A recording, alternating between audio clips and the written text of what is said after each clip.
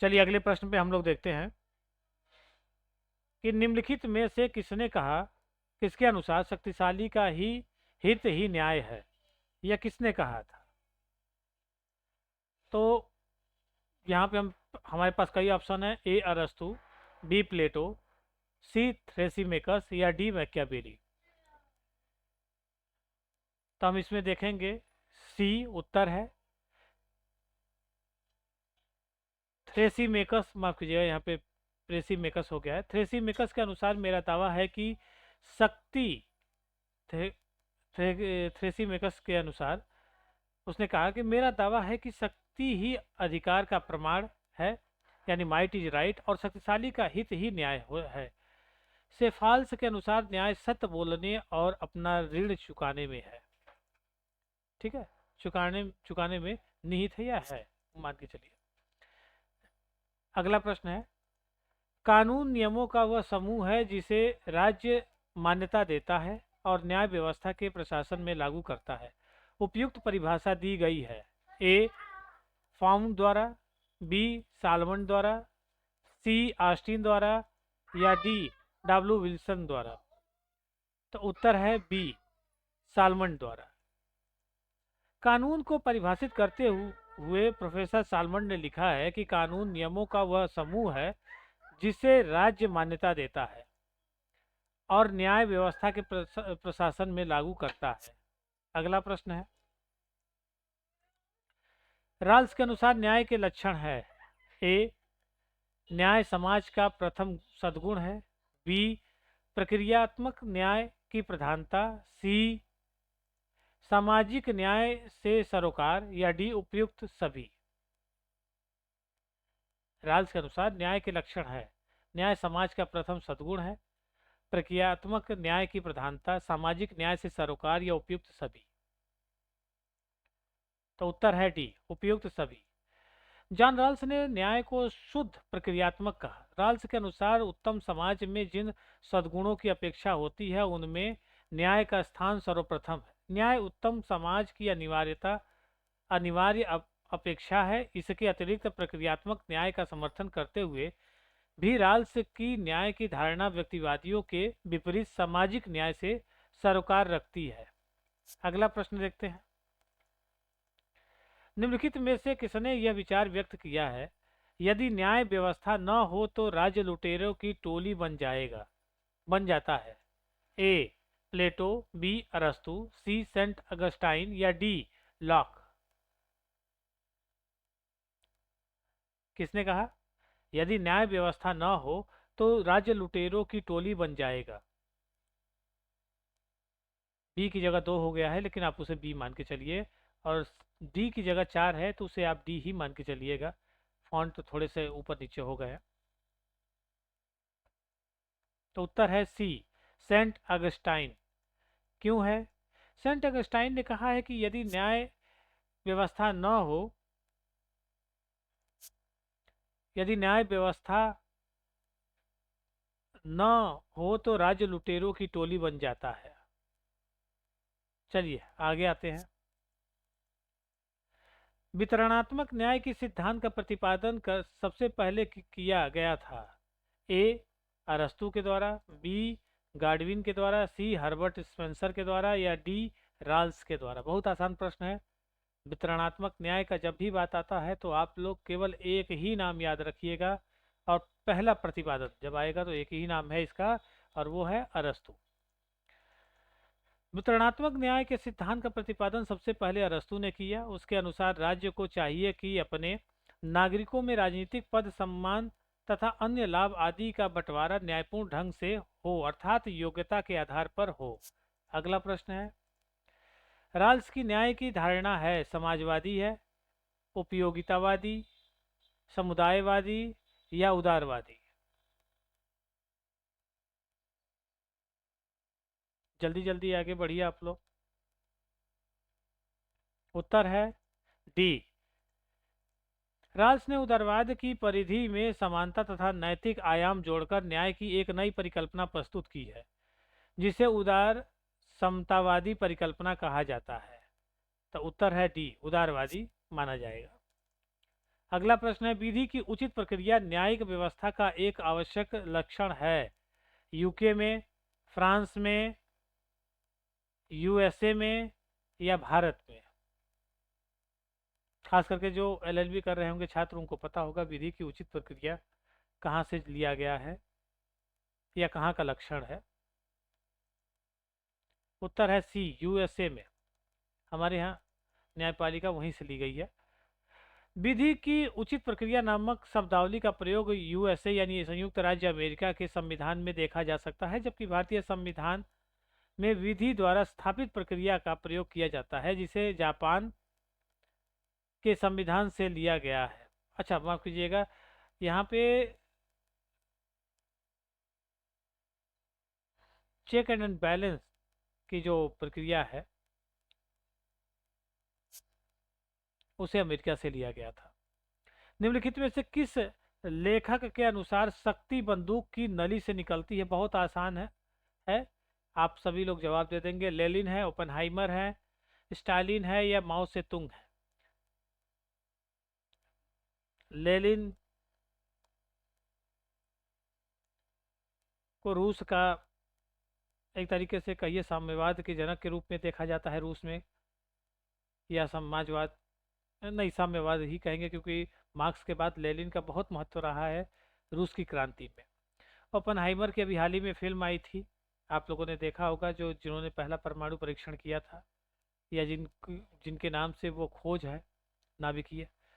Stalin Lenin के बाद आए थे, और माओ से तुंग जो हैं ये चीन के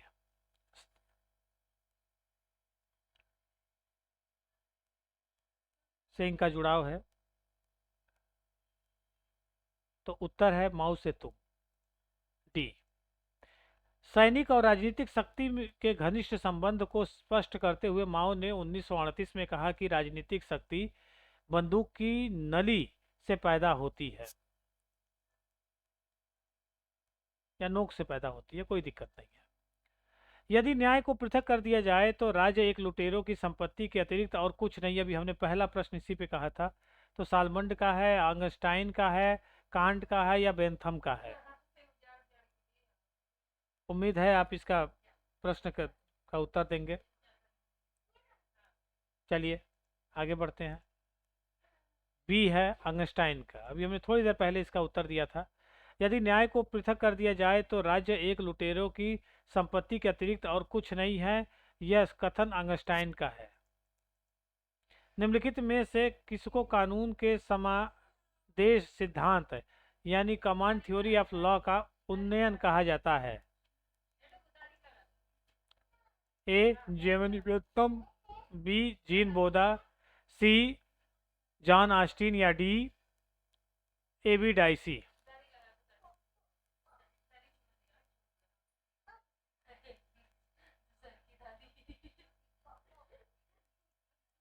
उत्तर है सी जॉन ऑस्टिन।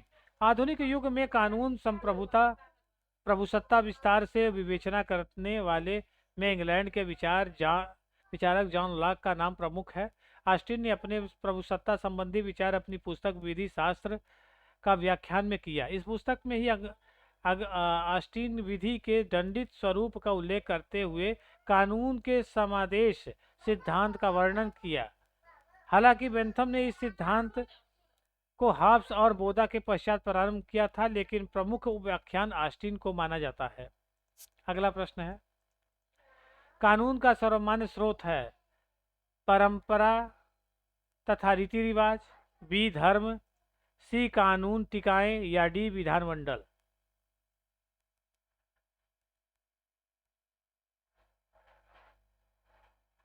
सर्वमान्य स्रोत। उत्तर है डी विधानमंडल। कानून का सर्वमान्य स्रोत विधानमंडल है। कानून के अन्य स्रोतों के अंतर्गत परंपरा तथा रीति रिवाज, धर्म एवं कानून टिकाएं आती है। इसके अतिरिक्त अन्य स्रोत भी हैं। कानून राज्य का पूर्ववर्ती है और राज्य से ऊपर है। यह निम्नलिखित में से किसका मत है? लियो डुग्बी का है, एफ डब्ल्यू मेटलैंड का है, या होगो क्रैब का है, या केल्सन का है।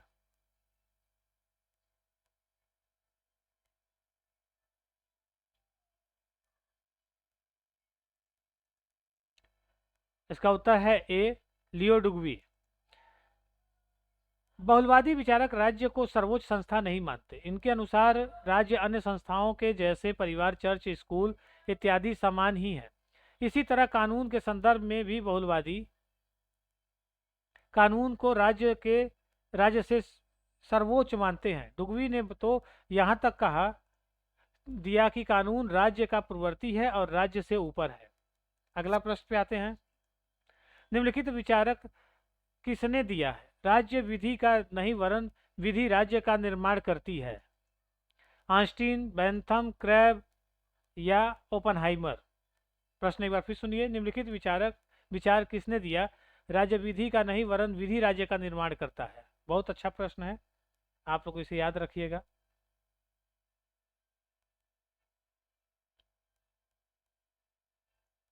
उत्तर है उपरोक्त कथन क्रैब का है। क्रैब का मानना है कि राज्य को अस्तित्व में लाने का श्रेय कानून को है। अगला प्रश्न। प्लेटो ने अपनी किस रचना में न्याय सिद्धांत का वर्णन किया है? ए, स्टेटमैन, बी, डिलाज, सी, रिपब्लिक या डी, लिबर्टी। तो पहली बात तो लिबर्टी प्लेटो का नहीं है, नहीं सॉरी, ऑन लिबर्टी प्लेटो का नहीं है, जेएस मिल का है।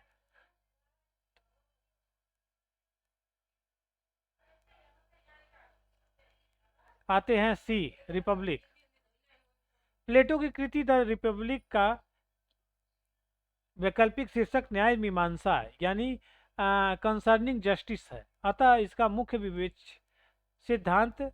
विवेच्य विषय न्याय सिद्धांत है। परंतु प्लेटो ने न्याय की समस्या पर इतना विस्तृत विचार किया है कि इसकी कृति में ज्ञान की अनेक शाखाओं का समावेश हो गया है। अगला प्रश्न आते हैं। राज्य कानून का शिशु एवं जनक दोनों है, यह उक्ति किसकी है? प्लेटो का, ए अरस्तु, बी प्लेटो, सी मैकाइबर या डी लास्की। राज्य कानून का शिशु एवं जनक दोनों है, यह किसने कहा था?